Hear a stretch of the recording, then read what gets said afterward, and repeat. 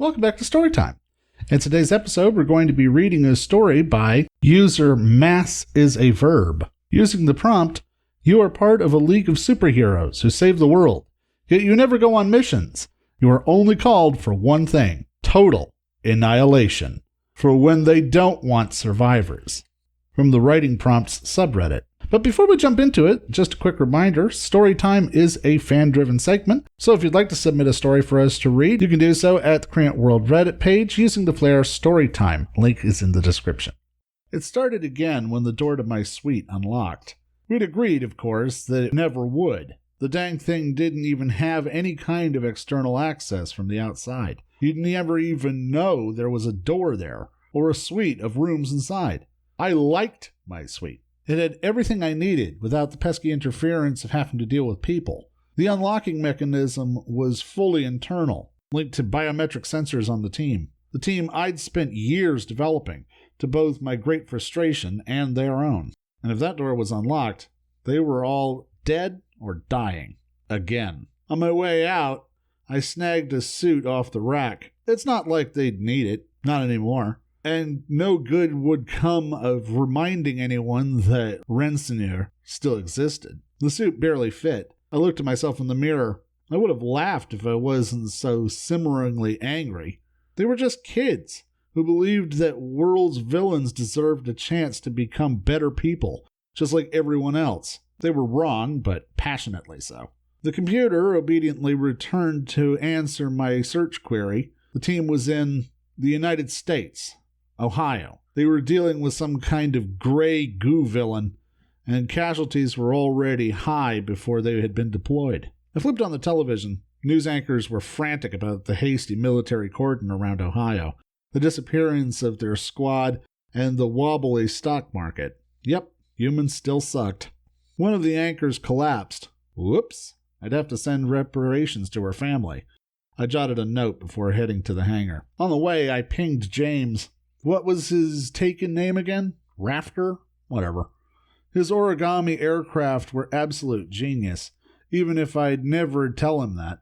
Radar variable, lightweight enough to carry for hours, sturdy enough to survive near Mach speeds. No response. Ugh. That meant he'd gone with them. Tried to build some solution to the current problem on the fly. I hefted an aircraft and felt wetness in my eyes. Of course, now that he was dead, I could care about him. Thanks, you rotten jerk.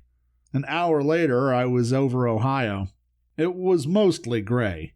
Honestly, what were they thinking?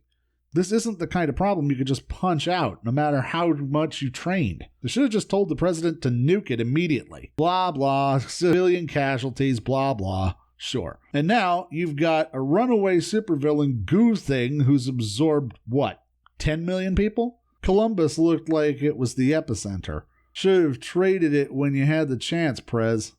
Lucky for me, it looked like there was a strict airspace cordon as well. No pesky cameras around to witness me. I started my descent. You know, at the kind of speeds that a biplane should be moving at. A couple fighter jets angled in at me as the goose started reaching up, trying to enforce the cordon. If they fired on me, I'd have to send more reparations. Hopefully, they'd notice the goo dissolving before they got too pissed about nobody picking up. A lazy descent later, they'd shown more balls than sense and crashed. Worse, my origami plane had a couple of holes in it. They should have known better.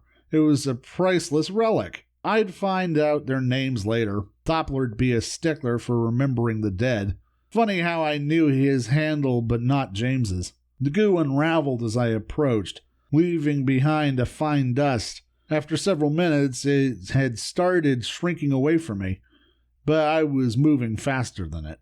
The whole cleanup process took maybe an hour. Right at the end, whatever or whoever was controlling it had figured out how to distribute itself and become increasingly smaller and more numerous, but that only extended its lifespan. Now it was just a corpse in a gray jumpsuit. The only intact corpse from tens of millions of people. Plus, the team I'd taken such pains to assemble, and I'd now have to start all over again. No use leaving this lying around. Too many hungry up-and-comers. The corpse turned to dust, just like everything else. After crashing several inquisitive news choppers on my way out, I made my way home unmolested. The news was alternately covering the miraculous dissolution of the Grey Goo villain, who they'd predictably named Grey Goo. Some company was taking credit for developing a crop-dusting EMP, and the relief efforts of emergency crews shoveled dust. Nice cover story. Smart and willing to take credit. Seemed like a good place to start for the next round of hero hiring.